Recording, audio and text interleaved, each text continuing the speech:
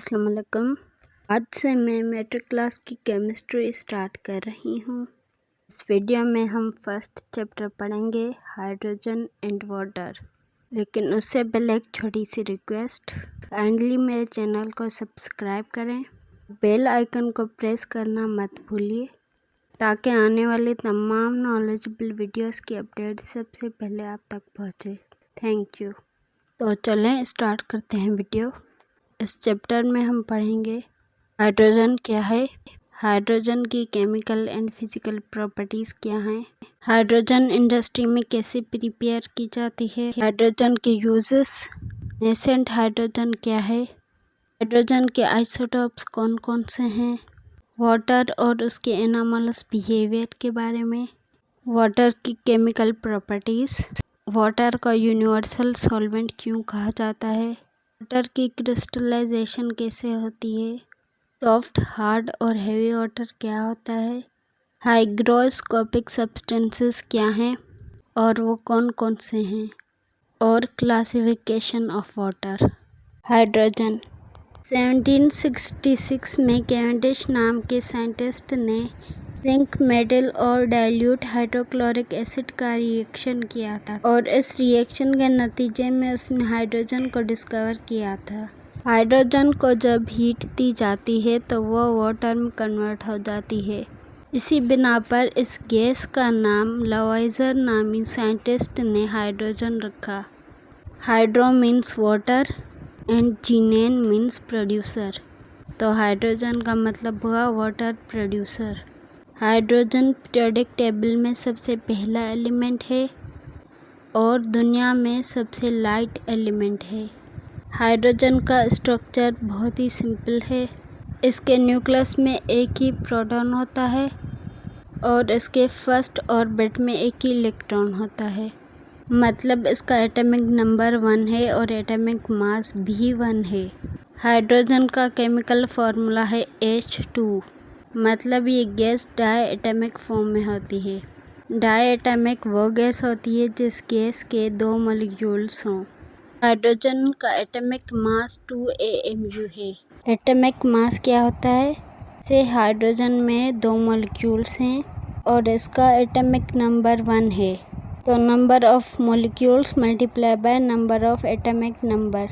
2 molecules हैं और एक एटॉमिक नंबर है, दोनों को मल्टीप्लाई करेंगे 2 आंसर आएगा। तो हाइड्रोजन का एटॉमिक मास हुआ 2 AMU।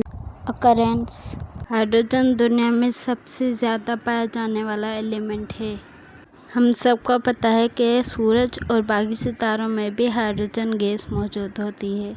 असल में सूरज और सितारों में हाइड्रोजन गैस का फ्यूल मौजूद होता है जिसे न्यूक्लियर फ्यूल कहते हैं। हमारी दुनिया 70% हाइड्रोजन से बनी हुई है और हाइड्रोजन का 0.89% मास दुनिया के मास के बराबर होता है। अर्थ क्रस्ट में हाइड्रोजन का 9th नंबर है कि फ्री स्टेट में होता है, मतलब सिर्फ हाइड्रोजन का मॉलिक्यूल H2। और हाइड्रोजन का कंबाइंड स्टेट ऑक्सीजन के साथ होता है। जब हाइड्रोजन ऑक्सीजन के साथ कंबाइन होती है तो वाटर फॉर्म होता है। वाटर का फॉर्मूला है H2O। वाटर में 11.11% हाइड्रोजन होता है और 88.89% ऑक्सीजन होता है। Industrial preparation of hydrogen. Industries में हाइड्रोजन गैस 2 तरह से प्रिपेयर की जाती है। पहला तरीका है कोक स्टीम प्रोसेस, दूसरा तरीका है हाइड्रोकार्बन स्टीम प्रोसेस। पहले हम देखते हैं कोक स्टीम प्रोसेस को। जब स्टीम और कोक को 1000 डिग्री सेंटीग्रेड पर आपस में मिलाया जाता है तो कार्बन मोनोऑक्साइड और हाइड्रोजन बनता है जिसे हम वाटर गैस भी कहते हैं। वाटर गैस को हम तेल की तरह इस्तेमाल करते हैं और ये मेथनॉल में काम आता है। मेथनॉल मतलब मिथाइल अल्कोहल। अब इसी प्रोसेस में लिक्विडेशन करके देखते हैं। लिक्विडेशन मेथड में वाटर गैस को 200 डिग्री सेंटीग्रेड पर ठंडा किया गया है तो उसमें से कार्बन मोनोऑक्साइड गैस अलग हो गई है और सिर्फ हाइड्रोजन गैस बच गई है। अब हमारे पास कार्बन मोनोऑक्साइड गैस के ट्रेसेस मतलब कुछ टुकड़े बच गए हैं, तो मिक्सचर में कास्टिक सोडा डाल दिया। कास्टिक सोडा का फॉर्मूला NaOH। जो कार्बन मोनोऑक्साइड के ट्रेसेस बचे उसे हमने कास्टिक सोडा NaOH के साथ रिएक्ट करवा दिया। प्रोडक्ट में हमें सोडियम फॉर्मेट मिल गया। अब स्ट्रीम कॉक प्रोसेस में हम ऑक्सीडेशन प्रोसेस करके देखते हैं। इस प्रोसेस को हाइड्रोजन गैस और वाटर गैस को अलग करने के लिए बेहतरीन करार दिया गया है। प्रोसेस में 2 कैटलिस्ट यूज़ होंगे, आयरन ऑक्साइड और क्रोमियम ऑक्साइड। इन कैटलिस्ट की मौजूदगी में हम वाटर गैस को 500 डिग्री सेंटीग्रेड पर गर्म करेंगे, तो हमें प्रोडक्ट्स में कार्बन डाइऑक्साइड और हाइड्रोजन के 2 मॉलिक्यूल्स मिल जाएंगे। दूसरा प्रोसेस है हाइड्रोकार्बन स्ट्रीम प्रोसेस। हाइड्रोजन को हम हाइड्रोकार्बन से भी बना सकते हैं, जैसे कि मीथेन गैस। मीथेन गैस को हम नेचुरल गैस भी कहते हैं। इस प्रोसेस में हम हाइड्रोकार्बन्स और स्ट्रीम का 900 डिग्री सेंटीग्रेड पर रिएक्शन करवा रहे हैं, जिसके प्रोडक्ट में हमें कार्बन मोनोऑक्साइड और हाइड्रोजन गैस मिली। इसे हम वाटर गैस कहते हैं। इसी प्रोसेस में हम मीथेन की थर्मल डिकम्पोजिशन करवाएंगे। जब मीथेन गैस एयर में 700 डिग्री सेंटीग्रेड से ज़्यादा प्रेजेंट हो, तो हम CH4 को थर्मली डिकम्पोज करेंगे। उससे हमें प्रोडक्ट मिलेगा कार्बन ब्लैक और हाइड्रोजन गैस। इसी प्रोसेस में हम दूसरा मेथड यूज़ करके देखेंगे, वो है इलेक्ट्रोलाइसिस ऑफ वाटर। जब हम वाटर में से इलेक्ट्रिक करंट को पास करेंगे in the presence of catalyst acid और बेस, तो हमें प्रोडक्ट में हाइड्रोजन गैस और ऑक्सीजन गैस मिलेगी। Physical properties of hydrogen. Hydrogen का कोई कलर, कोई टेस्ट, कोई साइज नहीं होता। हाइड्रोजन गैस वाटर में इनसोल्यूबल होती है, मतलब हाइड्रोजन गैस पानी में नहीं गलती। हाइड्रोजन गैस आतिशगैर गैस होती है और ये ब्लू फ्लेम में जलाई जाती है। हाइड्रोजन गैस सिल्वर पाउडर बनाने के लिए कुछ मेटल्स के साथ गल जाती है। हाइड्रोजन की इलेक्ट्रोनेगेटिविटी 2.1 है। इलेक्ट्रोनेगेटिविटी का मतलब है इलेक्ट्रॉन्स को अट्रैक्ट करना, और हाइड्रोजन की आयोनाइजेशन एनर्जी 13.54 है। आयोनाइजेशन में इलेक्ट्रॉन या तो गेन होता है या तो लूज होता है। हाइड्रोजन की bond energy 104 kilo calories per mole है। हाइड्रोजन -252 डिग्री सेंटीग्रेड पर गर्म किया जाता है और -259 डिग्री सेंटीग्रेड पर ठंडी होती है। Chemical properties of hydrogen. Hydrogen की पहली केमिकल प्रॉपर्टी है decomposition of molecular hydrogen. Molecular hydrogen जिसे हम H2 कहते हैं। मॉलिक्यूलर हाइड्रोजन में कोवलेंट बॉन्डिंग होती है और ये एक इनर्ट गैस है। इनर्ट गैस एक ऐसी गैस है जो किसी भी केमिकल सब्सटेंस के साथ केमिकल रिएक्शन नहीं करती, इसीलिए इन गैसेस में से कोई भी केमिकल कंपाउंड नहीं बनता। मॉलिक्यूलर हाइड्रोजन की bond energy 104 kilo calories per mole है। हाइड्रोजन की दूसरी केमिकल प्रॉपर्टी है hydrogen as reducing agent. Reducing agent का मतलब है वो एलिमेंट जो एक इलेक्ट्रॉन या तो लूज करता है या तो डोनेट करता है। हाइड्रोजन ज़्यादातर ऑक्सीजन एटम के साथ रिएक्शन करता है। हाइड्रोजन की तीसरी केमिकल प्रॉपर्टी है हाइड्रोजनेशन रिएक्शंस। हाइड्रोजनेशन का मतलब हाइड्रोजन का दूसरे मॉलिक्यूलर कंपाउंड्स के साथ रिएक्शन करना। जब मॉलिक्यूलर कंपाउंड्स हाइड्रोजन के साथ रिएक्शन करते हैं in the presence of catalyst, तो वो प्रोडक्ट्स में एडिशन रिएक्शंस बनाते हैं। हाइड्रोजन की तीसरी केमिकल प्रॉपर्टी है reactions with metals. Alkali metals जैसे सोडियम, पोटाशियम और एल्कलाइन अर्थ मेटल्स जैसे कैल्शियम, बेरिलियम हाइड्रोजन के साथ रिएक्शन करते हैं on heating to form ionic hydrides. Hydrogen की चौथी केमिकल प्रॉपर्टी है reactions with non metals. Hydrogen addition products बनाने के लिए बहुत से नॉन मेटल्स के साथ रिएक्शन करती है। Uses of hydrogen gas. Hydrogen gas fertilisers बनाने के लिए यूज़ होती है। हाइड्रोजन गैस घी बनाने में भी यूज़ होती है। हमारे घरों में जो बल्ब्स होते हैं, ट्यूबलाइट्स होती हैं, हाइड्रोजन उन्हें बनाने में भी यूज़ होती है। हाइड्रोजन गैस मेटल्स को प्योरीफाई करने के लिए भी यूज़ होती है। बलून्स में भी हाइड्रोजन गैस यूज़ की जाती है। हाइड्रोजन गैस जब फ्यूल की फॉर्म में होती है तो वो वाटर गैस बनाती है। हाइड्रोजन गैस हाइड्रोजन टॉर्च में भी यूज़ होती है। हाइड्रोजन टॉर्च वेल्डिंग पर्पसेस के लिए होती है और उसे 4000 डिग्री सेंटीग्रेड पर गर्म किया जाता है। Nascent hydrogen. नेसेंट हाइड्रोजन क्या है? नेसेंट हाइड्रोजन को समझने के लिए यह समझ लें कि एक ऐसी एटॉमिक हाइड्रोजन जो किसी भी रिएक्शन के दौरान हमें मिल रही हो, उससे नेसेंट हाइड्रोजन कहते हैं। अब मैं आपको कुछ रिएक्शंस बताती हूँ जिससे आप जान सकेंगे कि नेसेंट हाइड्रोजन कैसे बनता है। देखें, पहला रिएक्शन है FeCl, iron chloride plus hydrogen. Product में नो रिएक्शन, मतलब इस रिएक्शन में हमने नेसेंट हाइड्रोजन को ऐड नहीं किया, इसीलिए कोई भी रिएक्शन नहीं हुआ। नेसेंट हाइड्रोजन को हम एटॉमिक फॉर्म में लिखते हैं। दूसरा रिएक्शन है FeCl, iron chloride plus nascent hydrogen. यह रिएक्शन एक कैटलिस्ट की प्रेजेंस में हो रहा है और वो कैटलिस्ट है जिंक हाइड्रोक्लोराइड। हमें प्रोडक्ट में मिला FeCl प्लस HCl, दोनों हमें एकस फॉर्म में मिले हैं। वो हाइड्रोजन जो किसी भी रिएक्शन के दौरान हमें मिले वो होता है nascent hydrogen. Isotopes of hydrogen. Isotopes क्या हैं? आइसोटोप्स वो एलिमेंट्स हैं जिनके एटॉमिक नंबर सेम हो बट एटॉमिक मासेस डिफरेंट हो। हाइड्रोजन के 3 आइसोटोप्स हैं, प्रोटियम, ड्यूटेरियम, ट्राइटियम। प्रोटियम ये हाइड्रोजन का ऐसा आइसोटोप है जिसमें एक प्रोटॉन है और एक इलेक्ट्रॉन है, मतलब इस आइसोटोप में हाइड्रोजन का एटॉमिक नंबर भी 1 है और एटॉमिक मास भी 1 है। ड्यूटेरियम, कुछ लोग ड्यूटेरियम को हेवी हाइड्रोजन भी कहते हैं बट ये एक मिसनोमर है। मिसनोमर मतलब मिसअंडरस्टैंडिंग।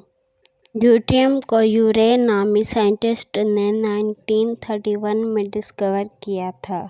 ड्यूटेरियम हाइड्रोजन का ऐसा आइसोटोप है जिसके न्यूक्लियस में एक प्रोटॉन है और एक न्यूट्रॉन है और उसकी फर्स्ट शेल में एक इलेक्ट्रॉन है, मतलब इसका एटॉमिक नंबर 1 है और मास नंबर 2 है। ट्राइटियम ये हाइड्रोजन का ऐसा आइसोटोप है जिसके न्यूक्लियस में एक इलेक्ट्रॉन है और 2 न्यूट्रॉन हैं और इसकी फर्स्ट शेल में एक इलेक्ट्रॉन है, मतलब इसका एटॉमिक नंबर 1 है और एटॉमिक मास 3 है। वाटर, हाइड्रोजन एक एलिमेंट था, वाटर एक कंपाउंड है। वाटर एक ऐसा कंपाउंड है जो ज़मीन पर सबसे ज़्यादा पाया जाता है। Water is an excellent solvent. Solvent का मतलब है एक ऐसा सब्सटेंस जो किसी भी चीज़ को गलाए। बेसिकली वाटर 2 किस्म का होता है, natural water and treated water. Natural water तो वो जो नेचुरली हो और ट्रीटेड वाटर जिसमें कुछ ट्रीटमेंट की गई हो, मतलब जिसमें कुछ मिलाया गया हो। जो वाटर डिस्टिलेशन प्रोसेस में यूज़ किया जाता है वही प्योरेस्ट फॉर्म ऑफ वाटर होता है। वाटर एक कलरलेस और टेस्टलेस सब्सटेंस है। वाटर की डेंसिटी 1 ग्राम पर क्यूबिक सेंटीमीटर है। 4 डिग्री सेंटीग्रेड पर उसकी डेंसिटी मैक्सिमम होती है। वाटर की फ्रीजिंग पॉइंट 0 डिग्री सेंटीग्रेड है जबकि बॉइलिंग पॉइंट 100 डिग्री सेंटीग्रेड है। Anomalous behaviour of water. Water expansion और कॉन्ट्रैक्शन के लॉस को फॉलो नहीं करता और एनामोलस बिहेवियर शो करता है। वाटर के एनामोलस बिहेवियर की वजह है कि वो पोलर सब्सटेंस है। यहाँ पोलर मॉलिक्यूल वो मॉलिक्यूल होता है जिसके इलेक्ट्रॉन्स कोवलेंट बॉन्ड को फॉलो करें। वाटर की पोलरिटी की वजह से इसमें हाइड्रोजन बॉन्डिंग होती है जिसमें हाइड्रोजन का एक पॉजिटिव एटम ऑक्सीजन के एक नेगेटिव एटम को अट्रैक्ट करता है। ऐसी इलेक्ट्रोस्टैटिक अट्रैक्शन जिसमें वाटर के मॉलिक्यूल्स एक पॉजिटिव पोल से लेकर दूसरे नेगेटिव पोल तक जाएं, उसे हाइड्रोजन बॉन्डिंग कहते हैं। हाइड्रोजन बॉन्ड डॉटेड लाइन से डिनोट होता है, जैसे फिगर में दिखाया गया है। हाइड्रोजन बॉन्डिंग एक स्ट्रॉन्ग सेकेंडरी बॉन्ड है, पर फिर भी उसकी कोवैलेंट बॉन्ड वीक है। एक्चुअली हाइड्रोजन बॉन्डिंग वाटर की फिजिकल प्रॉपर्टीज को अफेक्ट करती हैं, सच एज मेल्टिंग और बॉइलिंग पॉइंट। अगर बर्फ को 0 से 4 डिग्री सेंटीग्रेड तक रखा जाए तो उसमें हाइड्रोजन बॉन्डिंग देखी जा सकती है। आइस में वाटर की या हाइड्रोजन बॉन्डिंग की टेट्राहेड्रल शेप होती है, मतलब इसमें ऑक्सीजन एटम 4 अलग अलग टेट्राहेड्रली एटम से जुड़ा होता है। इसमें जो वाटर मॉलिक्यूल्स होते हैं उनका स्ट्रक्चर ओपन स्ट्रक्चर कहलाता है, मतलब शहद की मक्खियों के गुच्छे की तरह। जब आइस मेल्ट होती है तो हाइड्रोजन बॉन्डिंग टूट जाती है और फिर हाइड्रोजन एटम्स खुद को क्लोजली पैक कर देते हैं। इसीलिए अगर लिक्विड का वॉल्यूम डिक्रीज होगा तो उसकी डेंसिटी इंक्रीज होगी। मॉलिक्यूल्स को अलग करने का ये प्रोसेस अभी कंप्लीट नहीं हुआ। ये तब तक कंप्लीट नहीं होगा जब तक वाटर की डेंसिटी मैक्सिमम नहीं हो जाती। वाटर के इसी एनोमलस बिहेवियर की वजह से सर्दियों में जब 0 डिग्री सेंटीग्रेड से भी कम टेम्परेचर होता है, उसमें हम सरवाइव कर सकते हैं। जब सर्दियाँ होती हैं तो वाटर का टेम्परेचर 4 डिग्री सेंटीग्रेड इंक्रीज़ हो जाता है, मतलब समंदर के पानी की डेंसिटी मैक्सिमम हो जाती है। Maximum density of water is at 4 degree centigrade. जब टेम्परेचर कम हो जाता है तो वाटर आइस में कन्वर्ट होने लगता है, क्योंकि 4 डिग्री सेंटीग्रेड में आइस का वॉल्यूम बहुत ही कम हो जाता है। यह था वाटर का anomalous behaviour. Chemical properties of water. Water की पहली केमिकल प्रॉपर्टी है reaction of water with metals. Water अपने बहुत से रिएक्शंस में मेटल्स को यूज़ करता है। एग्जाम्पल, वाटर की रिएक्टिविटी डिग्री मेटल्स पर डिपेंड करती है। वाटर की पोजीशन भी मेटल्स पर डिपेंड करती है। वाटर की इलेक्ट्रोनेगेटिविटी भी मेटल्स पर डिपेंड करती है। वाटर की दूसरी केमिकल प्रॉपर्टी है विथ मोर इलेक्ट्रोपॉजिटिव मेटल्स, जिसे हम एल्कली या एल्कली अर्थ मेटल्स भी कहते हैं। Alkali metals such as sodium, potassium, calcium water के साथ रिएक्ट करते हैं टू फॉर्म हाइड्रोक्साइड्स। सोडियम और पोटेशियम का रिएक्शन फास्ट होता है, जबकि कैल्शियम का रिएक्शन स्लो होता है। Reaction with less electropositive metals. Less electropositive metals like magnesium, zinc and iron hot water के साथ रिएक्ट करते हैं to form their oxides. Water की दूसरी केमिकल प्रॉपर्टी है रिएक्शन विथ नॉन मेटल्स। पहला है क्लोरीन के साथ वाटर का रिएक्शन।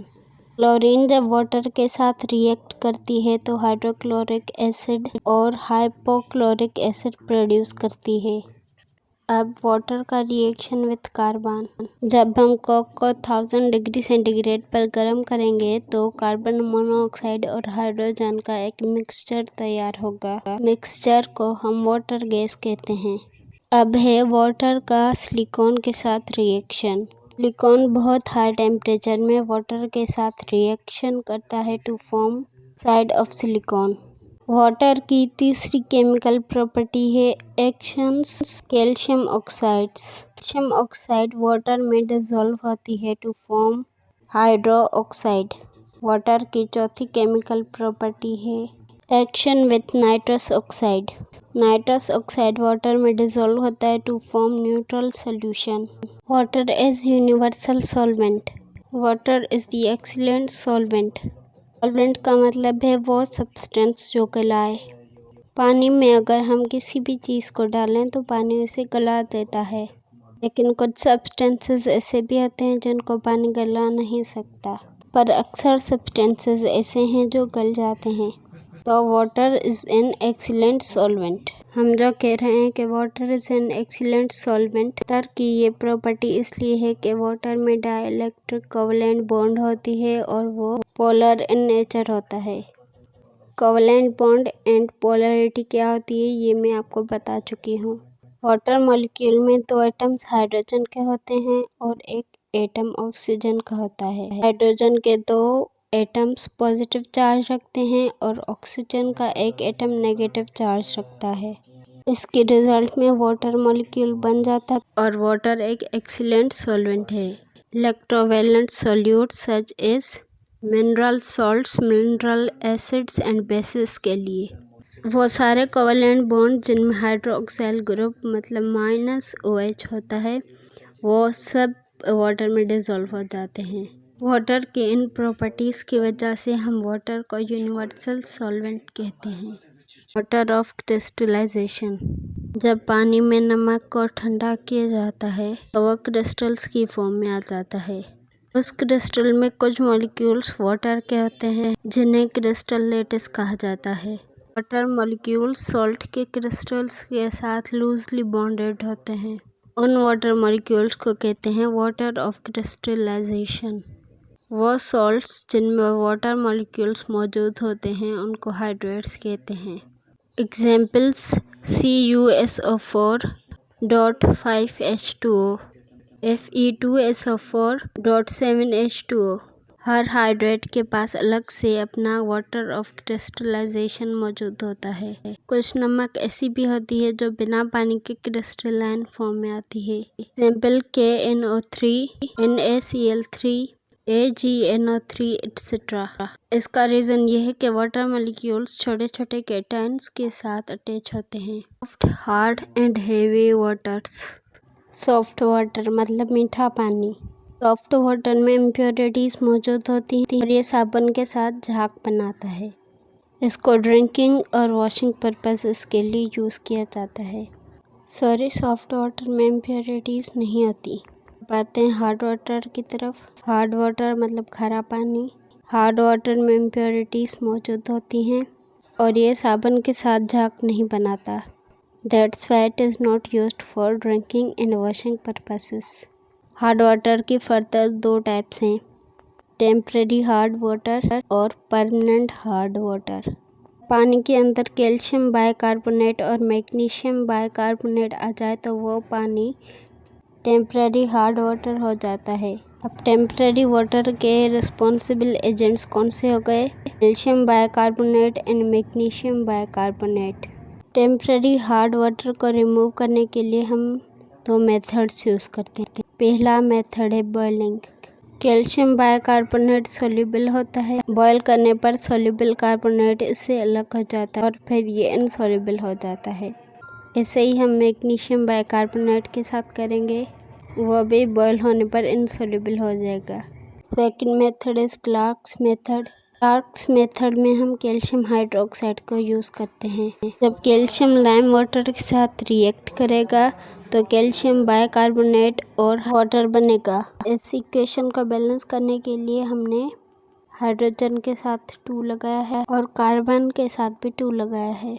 इसी तरह अगर पानी में मैग्नीशियम होगा तो उसमें हम चूना डाल देंगे, कैल्शियम हाइड्रोक्साइड डाल देंगे तो ये क्या करेगा? कैल्शियम कार्बोनेट भी बनाएगा, मैग्नीशियम कार्बोनेट भी बनाएगा और वाटर भी बनाएगा। और आप जानते हैं कि सारे कार्बोनेट्स वाटर में इनसोल्यूबल होते हैं। अब देखेंगे कि अगर पानी में परमानेंट हार्डनेस आ जाए तो उसे कैसे रिमूव किया जाएगा। परमानेंट हार्डनेस को रिमूव करने के लिए 3 तरीके होते हैं। By NaOH sodium hydroxide. Permanent hardness आती किस वजह से है? It is due to the dissolved chlorides of sulphate and magnesium. यह सल्फेट्स एंड मैग्नीशियम के डिसॉल्व्ड क्लोराइड्स की वजह से आती है। अब परमानेंट हार्डनेस रिमूव कैसे करें उसके 3 तरीके हैं। पहला तरीका बाय NaOH सोडियम हाइड्रोक्साइड से। सोडियम हाइड्रोक्साइड को हम कास्टिक सोडा भी कहते हैं।